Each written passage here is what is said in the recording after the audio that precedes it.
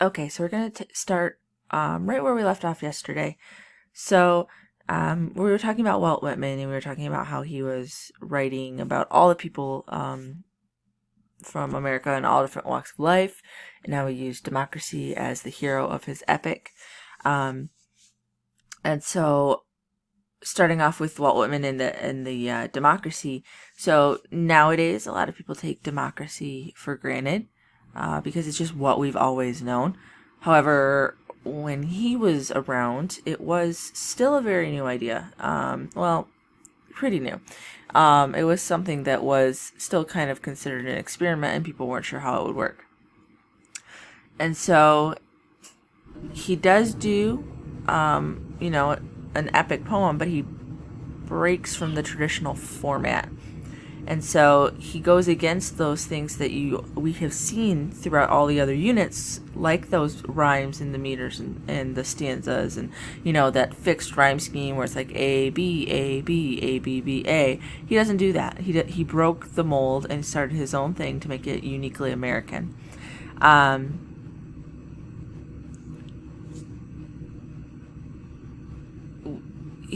The man himself and some of his beliefs about the makeup of the universe were unconventional for his time. So he was kind of a rebel. He was unique. He was unconventional. He marched to the beat of his own drums. So then we have down here just a quick clip from one of his poems. I celebrate myself and sing myself, and I assume you shall assume. For every atom belonging to me, as good belongs to you. So his writing reflects some of that transcendentalism, the bright romantics. If you're thinking about how he is talking about the good in the people, and he's talking about how they can work together and belong to each other, and things like that. So it is part of that bright romantic where it's assuming the good in the nature and assuming the good in the people, and their souls are inherently good.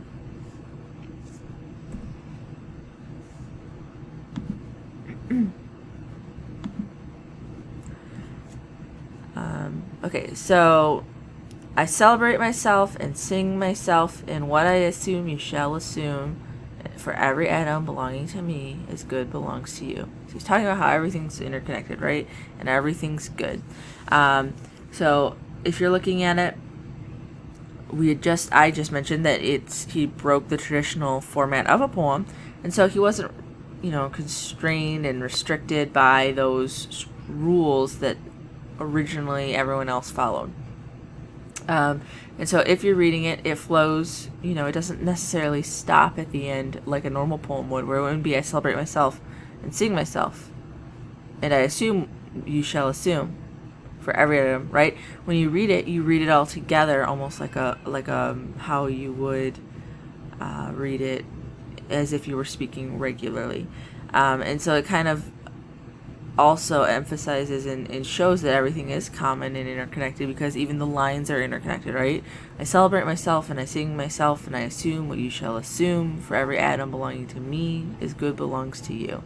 So even the three lines are connected, just as everyone else is interconnected as well. Okay, so he was the first person to really master free verse, and it's going against all of the traditional norms, just like Walt Whitman did.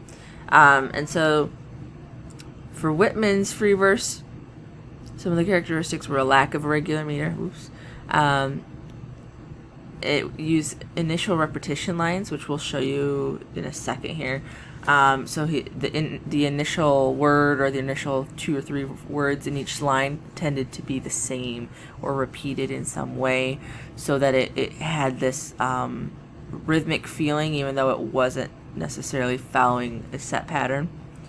And then use of varying line lengths with varying numbers of syllables per line. So he used all different. If we go back to that last one, right? So that third line is almost twice as long as all the other ones. So he uses varying line lengths, whereas a traditional poem would have been very much so like 8 syllables each line, 9 syllables each line.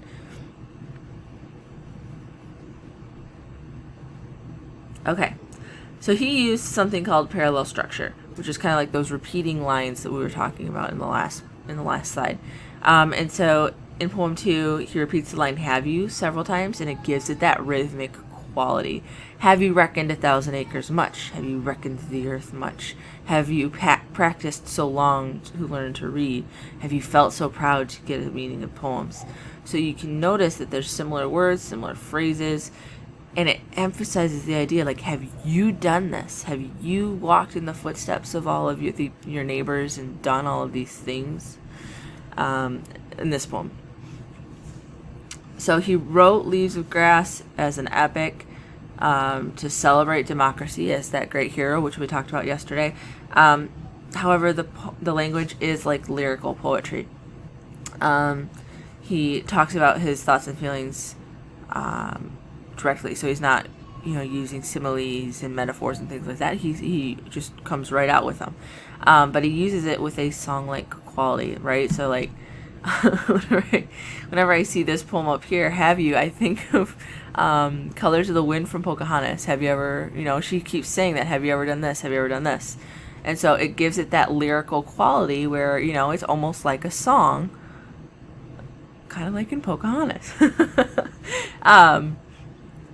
And then he uses those varied line lengths and parallelism to help give it that lyrical language, to help give it that flow that sounds like a song.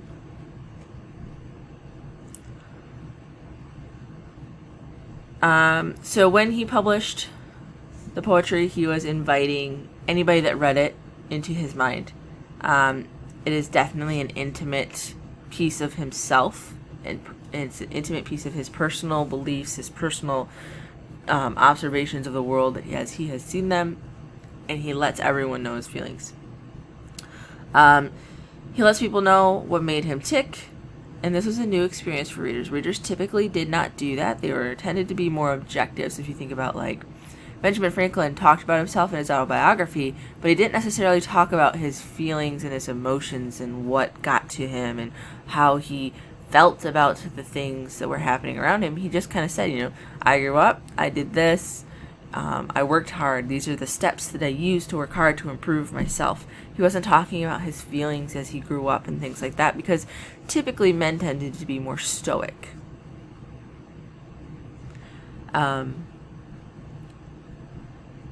So many people either loved or hated his works with its honest content. And then it had those, remember, he did not like slavery, so he talked about how he did not like slavery, and he described observations of nature, and then explored human emotions. Excuse me. And then he also, a lot of people had issues with what they considered his immoral writings in there, because he did talk about more sensual stuff for that time period. And so while he spoke for himself, he also spoke for all Americans. And so it's about democracy as a whole, and he wanted to reflect how multifaceted democracy could be. So remember, he took that train ride, he took that steamboat, he took that carriage from the south to the north. So he got to see the good, the bad, and the ugly down in the slave trades, in the slave markets in the south.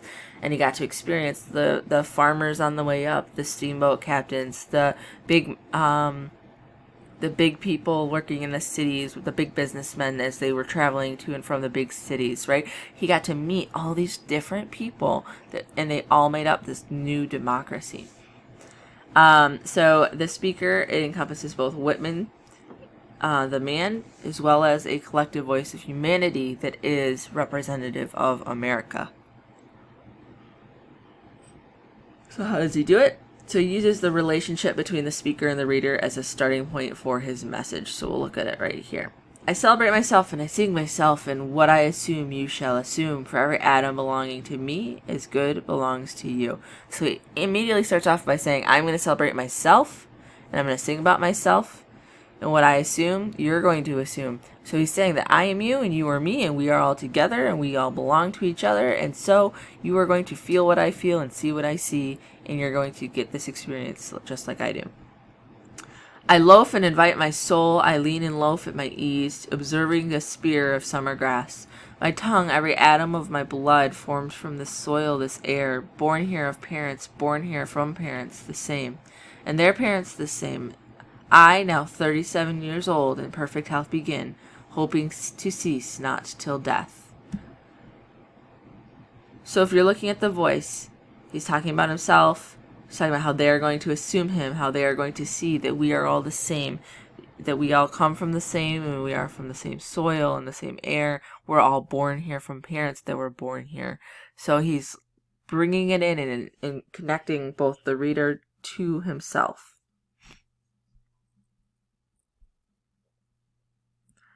Okay, so as reminders, get that pre-CC work done, get those online lessons done. Exit slip is due Friday. It is now in the links in the chart. I completely forgot to put the link in the chart, so it is there for you now. Mid-unit test is due on the 11th, and the end unit test is due on the 19th. If you have questions, let us know in class. That's why you're watching it now, and then you have, another 20 minutes to ask us questions after. Thank you.